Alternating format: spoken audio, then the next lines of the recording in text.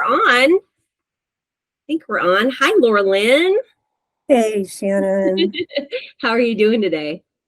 It's winding down. My day's winding down here over in Europe. So it's 9:30 here in Florida. What time is it there? It is 3:30 in the afternoon. You have dinner plans? Yes. Heading out to one of my favorite German restaurants that doesn't really serve all German food. That's why I like it. I agree. I agree with that sentiment. Thank you for appearing today on the Small Quiet Voice podcast. We have been collaborating pretty heavily over the past year, but you and I get back to our old Panama City Beach days. So thanks for coming today to talk about these important concepts.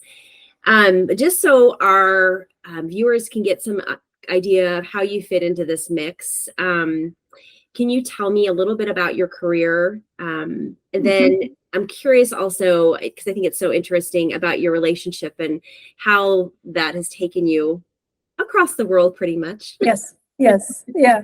Well, I started out, in the Midwest. That's where I started my life. And from there, I went to Cali, and I lived there in the 80s. And my life dead stop changed at the age of 20 with cancer. 50-50 chance, and I'm still here. So that kind of set me on a path of reconsidering, how do I really want to live my life? And so, now that I'm in Europe, I can see where my values are much more aligned with where I live now than necessarily where I've lived in stateside. And so I have had multiple careers, multiple. So right after cancer and modeling, I became an organic herb farmer. Could you think of anything more different than a model in LA? And then shortly thereafter, I turned a lot to social justice work. So I became a social justice activist in the 80s with apartheid. And then I've had different causes throughout the decades, I guess you could say. After that, I've always been kind of looking at who's marginalized, who's underserved. And so my master's work was around marginalized women in healthcare, specifically cancer.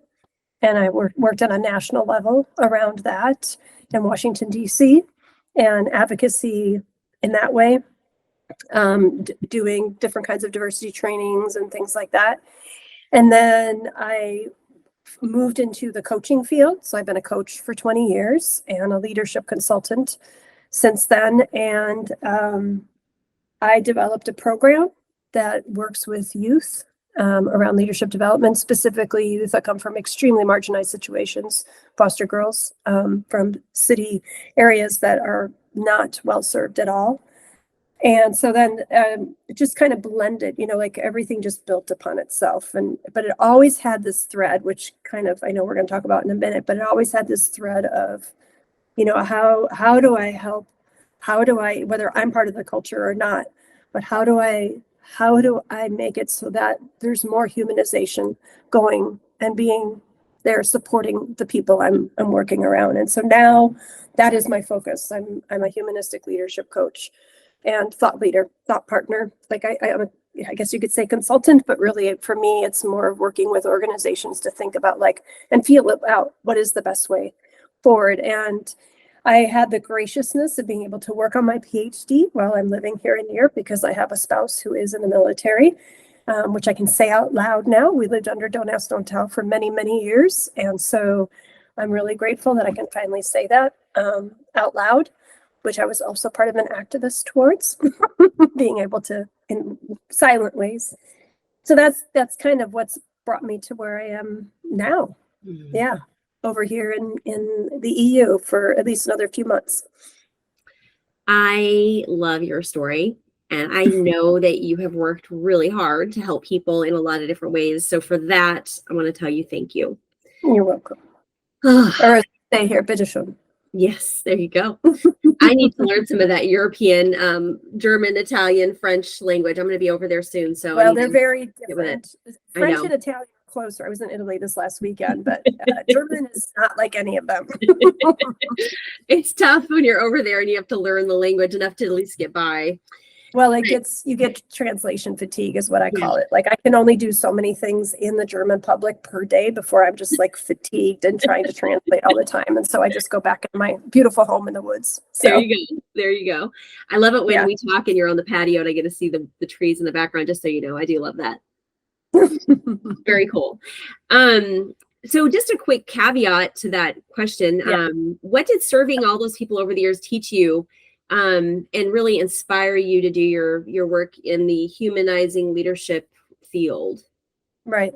So I don't think I really realized the connection between them all until I'm part of the Leadership for Peace community with the International Leadership Association.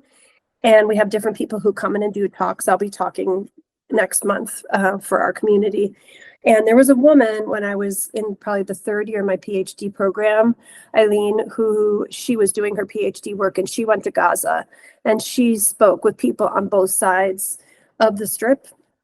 And they called it rehumanization work. So there's dehumanization, which is when a lot of what happens in our world when people aren't, I shouldn't say a lot, we know it better. There is humanization happening, but we tend to hear about and see dehumanization, where we dehumanize the person who's in front of us. We let our attributes, our judgments, whatever, we let them take over versus, taking the time to get to know them as a person. So what she was talking about is this organization on Gaza does what's called rehumanization work. So people who have been, opposed to each other start having conversations to come back together. And there's lots of different ways this is done. There's retribution, there's all these different ways in which this is done across the world, but this was rehumanization. And when she said that, and I thought about this word humanization, and then I thought back over my social justice work, whether it was apartheid, queer rights, health rights, women's, whatever, because I worked at women's free clinics. I worked, all these different things that had social justice frames. I realized that the thread, if you look at my life like a tapestry, the thread that goes through all of that is that I've always worked to create humanization or to humanize those who are in front of me or find ways to help society try to humanize the people in front. I'm sorry, my cat is she's contributing to our conversation right now. I'm so plugged into what you're saying. I didn't even notice. I think that's so cool that you discovered that. And it's neat being a little older. We look back on our lives and go, oh, that's what I was doing all along. I'm having those epiphanies too, especially through writing my book. So it's a beautiful thing. People would probably see my career as like my careers is all over the place, but really when you look, there is that thread through it all. Makes it a lot easier to write your resume once you've got that thread just defined, right? Kind of, yeah. Yeah.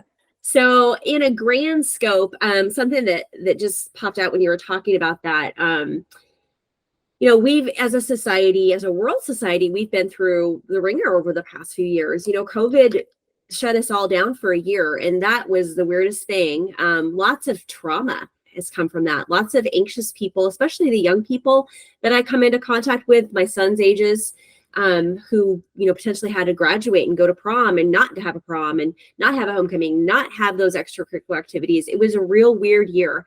And it continued for some of us longer, just due to health concerns. But I feel like you'd said that the woman from Gaza, her name is Eileen. Mm-hmm. She had said that she was trying to rehumanize people. And the organizations she interviewed, they were working on rehumanizing people to each other. And that ties into your research with the Human Library, because the beautiful thing about that, and you'll elaborate on that a little bit more in a moment, I'm sure. But the beautiful thing about when you take time out to actually sit down and talk to a person and get there, and I don't know, I feel like you need to talk to them more about what's actually happening in their life. And that's something that I've always done. I've always been human resources adjacent. I've always worked in processes and, writing training manuals and doing corporate training. And I feel like something you and I have always been really, really good at. It's just our personalities. It's how God made us. We like to talk about fundamental things to the human. And it's more of, we can talk about our hair. It's fine, but let's get past that. Can we just talk about something that matters? And that in that way, you can plug into the person. But to some people that matters. Heartbeat. It does matter. Hair is great. I have a lot of anxiety about the things I've done in my hair lately. Well, and when you lose your hair, like I went from being a hair model to going through chemo and losing all my hair. So in that time, my hair mattered. For sure. So anyway, not to get a tangent off, but I just wanted to add that caveat. Hair doesn't matter, but it's not the only thing, right? Let's talk about things that are less superficial and more fundamental in order to humanize our colleagues, humanize our employees, humanize people on the street that we meet. Homeless people are just situationally different. They're not fundamentally different human people. Everybody has a story. Everybody's going through something rough. And we've got to be kinder. And that you can't do that when you're hustling around. We're so burnt out. And, that was kind of why I quit my job. I was like, I don't have the empathy to be a good wife to my husband who has cancer right now. I didn't have the capacity to do that. So when I realized that, I had to quit my job. It was not something that those two things were not compatible. So I wanted to just tell you that that's how I look at humanization, just taking the time to get to know someone in a really sweet, touching way. It doesn't take long. People open up quickly. Some do. Some do. I think it depends on, I could kind of tell you a little bit about my thesis and what I did. So, we live in societies where people are stigmatized. They can be stigmatized because of their physical ability, their mental capacities, their, the way their skin is, the way the people they love, there's so many ways. And what happens in cultures in general, we're kind of built to attribute to our past and our judgments. It helps us get through the day so we don't have to stop and think about everything we do. It's kind of a helpful system for us, is to have those, that attribution. And so I'm sorry, hang on. Come here and say hi to everybody. Okay. All right. This is JJ. 26 years old. Is that how old that cat is? 21. She's 21. Pretty darn old. Yeah. And so we have that faulty system in place for a reason. However, when we stop, and so part of my research was I found several things within my research. One of them is what I call the core model. So it's a way that you can be aware on your intrapersonal level. So what's going on inside of you. And when I talk about that, it's emotional, it's physiological, it's mental, so there's different ways in which we can create personal awareness in order to be present with others, right? So there's that level of understanding, but then there's also taking that level of understanding when you're interacting with another. And so my goal with my research around humanization was, can we be proactive so we don't have dehumanization happening? Like, are you willing to be the person who's willing to step forward, have that conscious awareness within yourself when you engage with another person, and hold yourself, in humbleness if need be when you don't know, not having to act like you always know. So that's a challenge if you live in a society that's more ego driven, so it depends on where you live and how you grew up and what you're used to. But this connection is about an empathetic mindset. It's about certain bodily cues. It's about all these other practices, like I said, that I've created into this model that I'm now using with different organizations around the world, literally, to do what I'm calling human-centered or humanistic leadership. The other thing I learned in that research is that, probably when you think about humanization, you think about me humanizing you, right? But there's also the way in which if I humanize you, there's a potential that you humanize me back. And then there's also the potential of me then humanizing myself. So if I've had stigmas placed on me and I've kind of, as one of my friends said, had injected oppression versus internalized oppression, like it's been injected into me, that might help me kind of loosen that up and rehumanize towards myself if there's any ways I've dehumanized myself. Mm-hmm. So it has this massive ripple potential, from the intrapersonal to, external around us. So, and then there is also a dynamic process here. So I also found in my research that, let's say, when you provide empathy or vulnerability to one person, that can be reciprocated. So it becomes this mutual experience of empathy or this mutual experience of vulnerability. So there's this dynamic processes that can happen, and that gets much more technical and analytical. I'm writing an article about it right now. So, when I publish, we can do that later. But, those are some of the things I found when I spoke with people from all over the world. I think maybe, I can't remember, maybe a quarter of the people were from America. All the rest were from all other parts of the world. Awesome. Yeah. Awesome.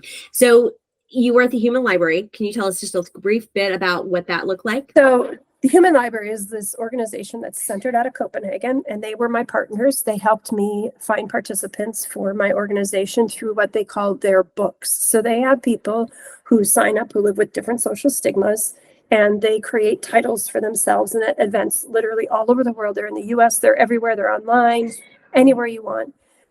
You can go and check out a book. Basically, you ask a person, I'd love to talk with you, because you can see the titles when you show up. They'll have them on a blackboard or whatever. And then you get to have a conversation with that person. And it's a safe space. They, if they don't feel comfortable answering something, they won't. But their main mission of being present for you is that, they're there to talk with you about any questions you may have in a safe space. And it's just a beautiful, the first time I saw them, I remember it was like 22 years ago they started. And so it was kind of a pinch myself moment getting to work with them. And then I got to go and work in person with them in their office in Copenhagen for a week. And that was really lovely too. So it's an amazing, amazing concept. Yeah, as a journalist, that excites me because I would love to have really interesting people at my disposal. And I guess it's a really large card catalog they have then. So you just pull these people. Well, every event they have certain people who have signed up to be present, but so great. My group, the people I spoke with transgender people from various countries. I spoke with a man who has autism, a man who got paralyzed later in his life from his neck down. Queer people, like just women, a woman who lived from Lithuania who lives with a mental illness, And so it was a very, very, and that's what's really amazing, because they weren't all stigmatized in the same way.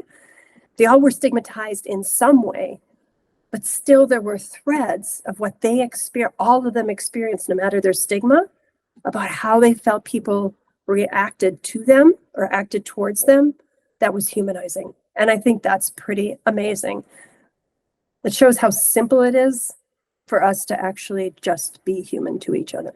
No matter what the person looks like. Or whether you know it or not. Yeah. I love that. So adversity, something I wrote down, adversity builds character.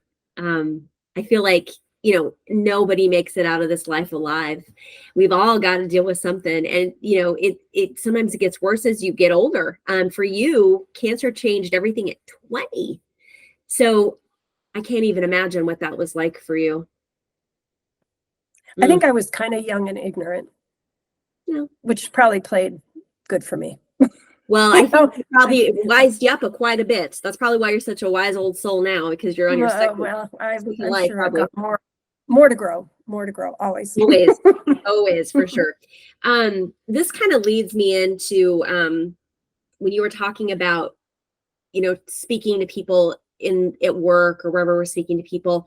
I thought about my last company and how I would go in and talk to my friends in these different offices. They would tell me something completely different than what they had just told our CEO earlier that morning. And they would say, I can't tell her that. I can't tell her that I'm out of work to do and I'm bored. I can't tell her that I'm stressed out and I need a vacation. I can't tell them that blah, blah, blah is happening. So, and it's the dynamic of boss and employee. The boss thought these people were being completely open with them, but they weren't. Well, it's underlying, it's power. Of course, they're worried about getting fired if they say the wrong thing. So I'm going to turn this conversation over to a little bit more practical side, because I'm a consultant and you're a coach and we are in business together, referring people to our prospective modalities that we can offer the world, which is super exciting. To be on the same page as you, just a little bit, it's really, really thrilling to me. So I am just blown away by you, girl. You know that. However, I want to talk about why it's important for leaders of organizations to fold empathy into profitable business models and how they use consultants to do that. I think we've just talked about that, but would you like to elaborate on that premise? Well, again, I'm not an off-the-shelf person. So I think there's core elements, like I was talking about in this core model that I have, conscious, open, relational engagement. So there are core elements in those areas that each company, each dynamic of relationship can look at and build on, right?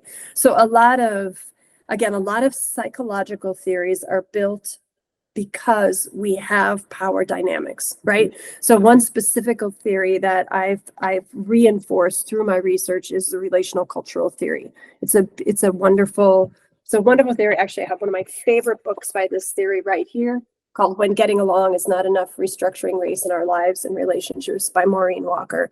Ooh. But this relational cultural theory is built on the psychological premise of understanding power dynamics, whether you have it or you don't, right? So it's always this balancing act. And so if you're a manager who maybe oversteps and doesn't quite, you don't really understand how much power you're exerting, there's assessments that can happen there. Or if there's employees. So one example is I have a course that I call Cultivating Conscious Communication. And one of the times I used it with military spouses. So for those of you who aren't familiar, when you are a military spouse, the job always is to serve the military member, right? Because that's whose life is kind of. And so what happens, in my experience, is that spouses tend to put their own needs aside.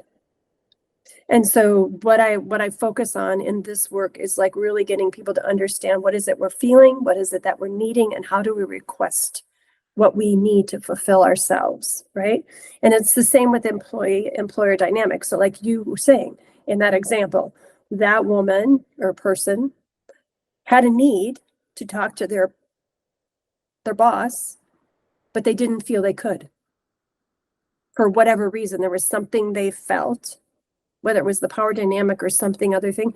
But the thing is having those kind of conversations, whether it's like one or the other or both, would be ideal, right? That we have our interpersonal work we have to do, right? Mm-hmm. That's the conscious and open part of the core model. I have to be conscious about where I'm at, and then I have to be willing to prepare to be open with the other person. And then the relational engagement piece is then taking all of this, what I understand about me, and bringing that into relationship. And that is where a lot of trainings kind of go sideways. They do a lot of inner development, but a lot of times they don't take it to bring it into that live interaction. And that's the difference between what I offer and some others, tend to offer, is they don't do both. Mm-hmm. Yeah. And so in the business world, that helps create, less quiet quitting and so forth, and all those things that are happening, right? Because there's a relationship. Well, and I think over my years in corporate America, I've worked in 15 companies over the past 23 years. And what I've noticed is that there's always going to be the power struggle with the boss. And that's a professional relationship, right? You work for this person. But it doesn't have to be a struggle. But I don't think it doesn't have to be a struggle. I know it doesn't have to be a struggle, but but there's always going to be a layer there. And no matter if it's 99%, there's always going to be a layer you're not going to tell your boss, because they sign your paycheck. They make hiring and firing decisions. That's why there's HR managers in every organization, because there has to be a safe place for people to come to vent, to talk about everything. And there has to be this level of anonymity that there's not going to be repercussions if they complain about the boss at the end of the day. I hear you, and I think that might be cultural. Yeah, it is. Because there are other countries and places, like there's people I interviewed that they talked about these kind of dynamics in their work settings. And it was the bosses who were talking about it. And when they took the time to reflect on themselves, they started to see a shift in their relationships with their employees. Beautiful. Or the people that worked in their projects. It's So yeah, I get what you're saying. That's that attribution judgment, general mode that we always go into. And there are proactive ways. That's really what I'm talking about with humanization. There's proactive ways we can be with each other that show up as more human to each other.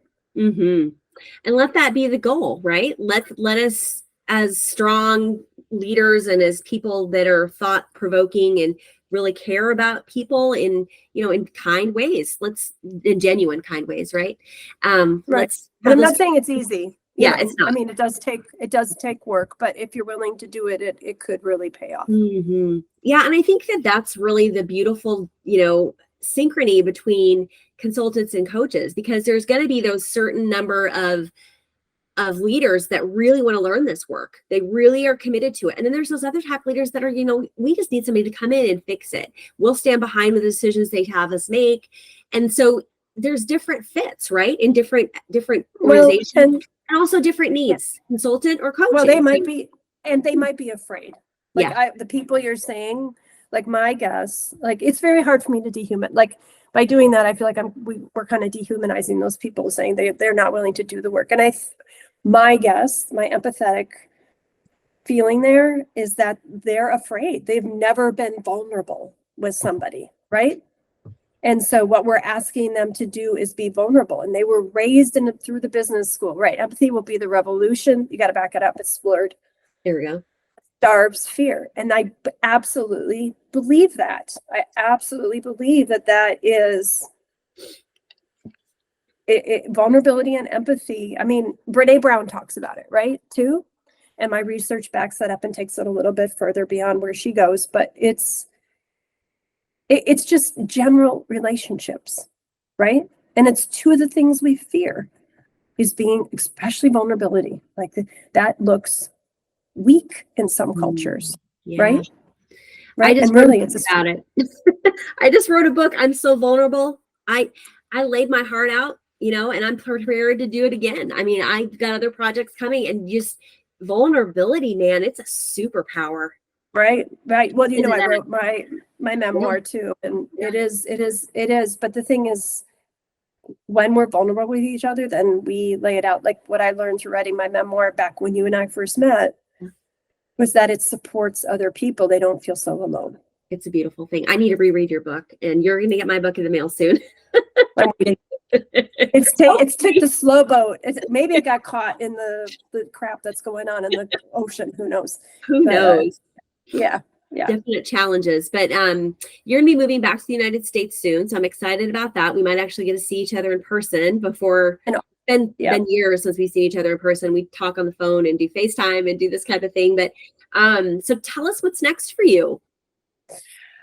Well, I am creating my new website. I am starting to do thought partner work with agencies. I just got a contract with Washington State, one of their agencies within the state, around humanistic leadership. I'm also looking to teach adjunct and be a visiting professor for different universities around my research around personal leadership and humanistic leadership.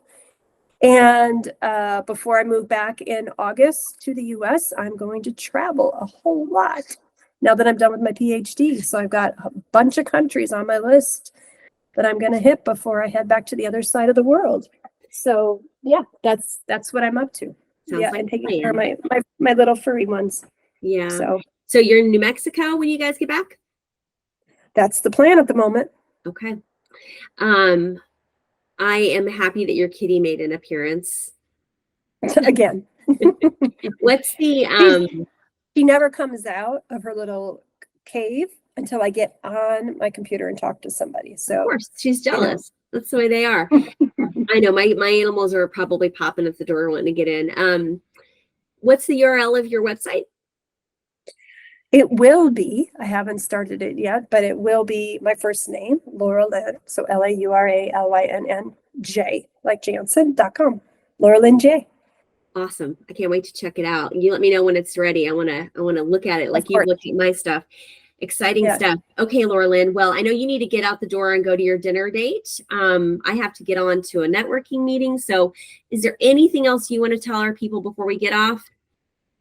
I just hope people realize that every time you have an interaction with someone, this is one of my participants said, you know, there's always the opportunity to humanize another person. Every single interaction, whether it's going through the toll booth and just smiling at the person taking your toll, or, you know, you're going to the grocery and the produce guy is putting out the produce and just smiling and saying hi. There's so many opportunities to humanize another person. You're so awesome. Thank you. Thank you. Have a great night, and we'll talk soon. Okay. Thanks so much for having me. Great. Take care. Bye, LauraLynn. Bye.